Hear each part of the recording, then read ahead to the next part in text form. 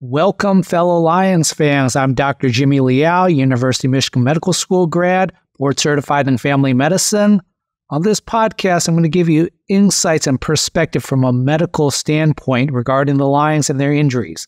Lions are pretty tight-lipped about diagnoses and what's going on with the players, so I'll give you my best guesses based on video, injury reports, and other data. Today is Tuesday. We're going to be talking about Frank Ragnow's left knee, Alim McNeil's right knee, Alex Anzalone's left thumb.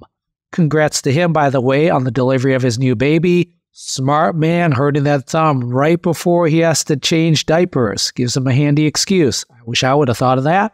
Jonah Jackson's wrist injury, CJ, GJ, and James Houston updates. All that next.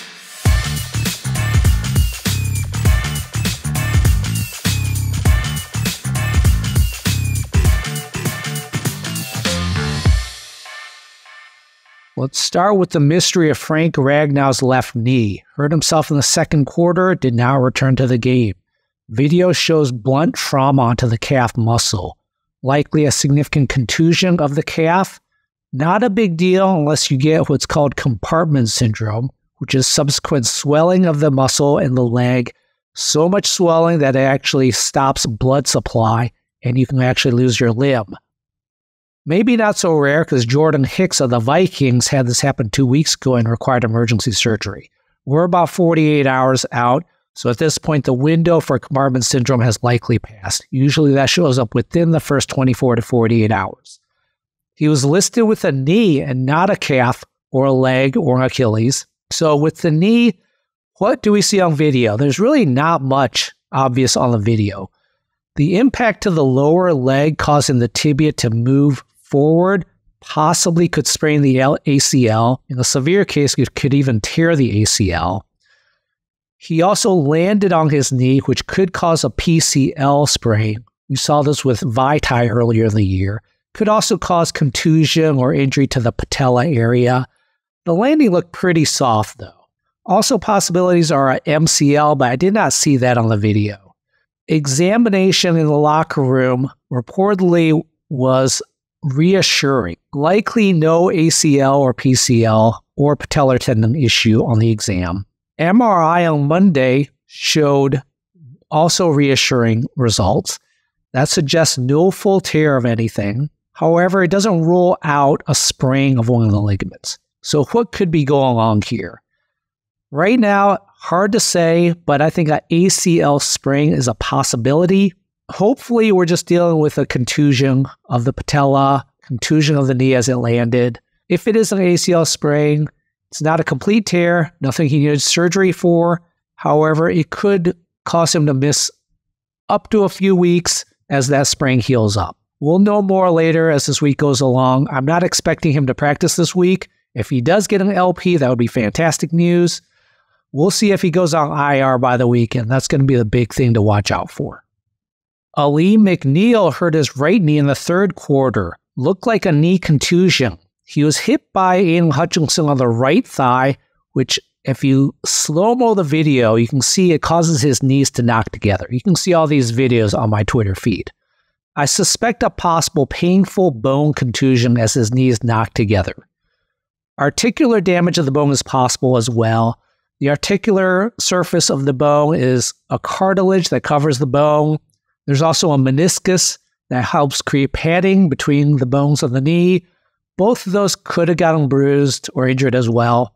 An MCL is possible too, given that he was hit from the side, but it didn't really look like that on the video. He returned with a soft brace, probably to protect against further blunt trauma.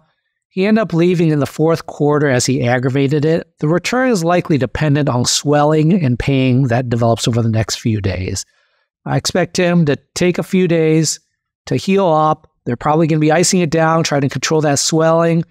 Decent chance he's going to miss this week, but I'm not expecting anything too long-term with him. Graham Glasgow looked like he dinged up his left elbow or arm in the second quarter. He was already wearing a left elbow brace. We'll see if he shows up on the injury report on Wednesday. Next is Alex Anzalone, who missed last game with a thumb. I'm suspecting a left thumb injury. I'm suspecting a UCL sprain of the thumb. UCL stands for ulnar collateral ligament, not to be confused with the ulnar collateral ligament of the elbow. Don't feel bad for being confused. I have no idea why two ligaments of the body have the exact same name, but there we have it. On the video during the Packers game, medical trainer was palpating the UCL area of the thumb, which is at the base of the thumb, located near the webbing. He was also doing an A-OK symbol, which was not meant to tell Alex Anzalone that everything was A-OK. It was meant to make him do a test, a pinch of the thumb and index finger test. With a UCL sprain, you'll have weakness with that pinching test. There are 3 grades of a UCL sprain. Grade 3 is the most severe. It's a complete tear, requires surgery. Grade 1 and 2 are incomplete tears and will heal with immobilization, which may take 4 to 6 weeks. I'm suspecting a grade 1 or 2 tear of Alex Anzalone's UCL of his thumb. Jonathan Taylor of the Colts tore his UCL 3 days after Alex Anzalone's game. He ended up having thumb surgery this past Wednesday due to a complete tear of the ligament. He's out 3 to 5 weeks, was not put on IR. So this is a common injury in the NFL. It occurs when your thumb gets bent back and that ligament right there tears. It's also called a skier's thumb, which can happen when you're holding a ski pole, the pole gets caught, and the pole pulls back on the thumb. Also called a gamekeeper's thumb, as you chronically and frequently are breaking small game necks. It's a repetitive use injury. So let's update on what happened with Anzalone over this past week. The big hint on the injury report last week was that he was listed as doubtful, which is fantastic news compared to being listed as out. If he had a fracture, if he had surgery, if he was scheduled to have surgery, almost certainly he would have been listed as out. The fact that he's listed as doubtful shows that this is mainly a healing issue. I think there's a decent chance he will be able to play this week against the Bears. He may show up with a thumb spica cast to protect that thumb, immobilize that thumb to allow it to heal. The same kind of cast that Kominski wore last year with his thumb fracture. You may end up needing to be immobilized for up to 4 to 6 weeks with that thumb, depending on severity of the sprain. It helps that Alex is a linebacker playing defense.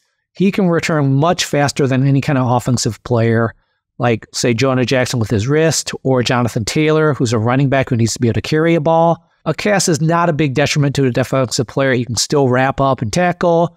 It actually has some benefits in punching out the ball to create a fumble. So hopefully we see something like that in the Bears game. Jonah Jackson returned from his wrist injury for which he missed 2 games.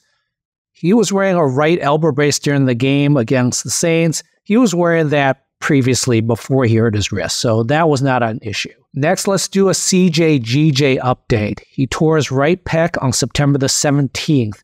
On Insta, he teased a December 20th date.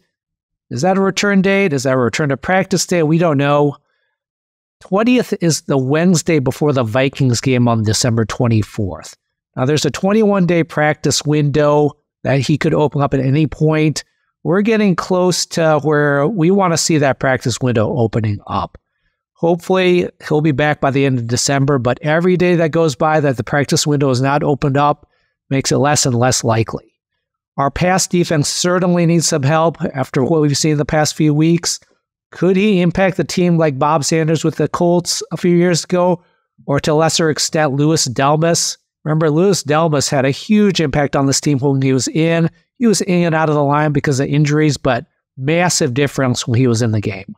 James Houston, are we ever going to see him back this year? To recap, right ankle, high ankle sprain on September the 17th with an associated fibula fracture. No updates since his November 17th video where we saw him rehabbing, doing straight line exercises. Now, I posted on Twitter a video of him edge rushing from 2022. In slow-mo, you can see the amount of ankle flexion, strength, and torque that is necessary for him to rush from the edge. From the left defensive edge position, it requires a tremendous amount of external rotation, which was the mechanism of his injury. It's going to be tough for him to do that this year. From the right defensive edge position, he uses internal rotation of the ankle, which is going to be a little bit easier for him to come back from. Either way, The ankle needs a lot of strength and flexibility, especially with a 300-pound offensive lineman pushing on him. It really depends on how his rehab goes. Hopefully we see some videos of him over the next couple weeks of him doing some more lateral movement exercises. I would say if we get him back anytime in January, take that as a win. Even if he comes back, his effectiveness is going to be a big question mark because of how important the ankle is to his edge rush. A quick comment on the chain gang injury, which many of you have asked about. It looked like a dislocated knee on the video, and it was confirmed to be that. The main concern with the dislocated knee is a blood vessel disruption, blood vessel damage that can cause lack of blood flow to the limb, and in severe cases, amputation. So it's an emergency issue, sent right to the ER for a vascular imaging. Apparently, the reports are that there was no vascular compromise, which is great news. A dislocated knee typically causes multi-ligament tears, so likely surgery to repair some of the ligaments there. Also, a dislocated knee can cause nerve damage. We're not sure if he has that yet, but that's another hurdle that will need to be cleared. That's it for today. Let's beat the Bears.